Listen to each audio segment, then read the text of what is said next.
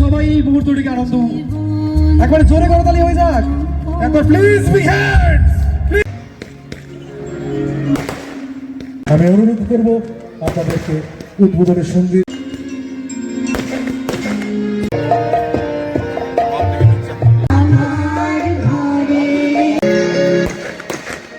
অনুরোধ রাখছি আমাদের আরো একজন জোরে করতালি দিয়ে আমরা এই মুহূর্তটিকে একসাথে উদযাপন।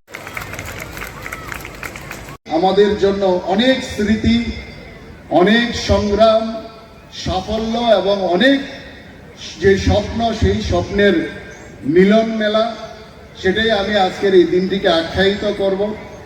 মির্জা উচ্চতর মাধ্যমিক বিদ্যালয়ের ৭৫ বছর অর্থাৎ ৩/৪ শতাব্দীর একটা জাতি গঠনের ইতিহাসের একটা গৌরবময় অধ্যায়। কোনো সাধারণ কথা নয়। একটা স্কুলের ৭৫ বছর পূর্তি করা, ৭৫ বছর মানে বলা যায় a journey of knowledge, commitment and excellence. তো স্বাভাবিক কারণে ৭৫ বছর আগে যদি আমরা একবার চিন্তা ভাবনা করি, যখন এই বিদ্যালয়ের বীজ রোপণ করা হয়েছিল, তখন হয়তো উল্লেখ করেছেন অবকাঠামো অনেক সীমিত ছিল।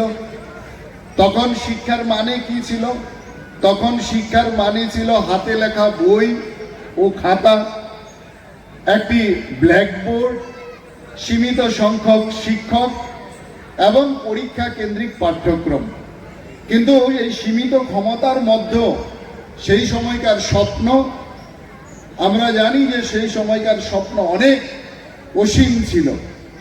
কিন্তু সেই সীমাবদ্ধতার মধ্যেও সেই সময় যেটা ছিল সেটা হচ্ছে দায়বদ্ধতা, শিক্ষকের নিষ্ঠা, শৃঙ্খলা এবং একটা মূল্যবোধ ভিত্তিক শিক্ষা। কিছু দূরদর্শী মানুষ সেই সময় হয়তো বিশ্বাস করেছিলেন যে শিক্ষাই পারে একটি গ্রামের ভাগ্য বদলাতে।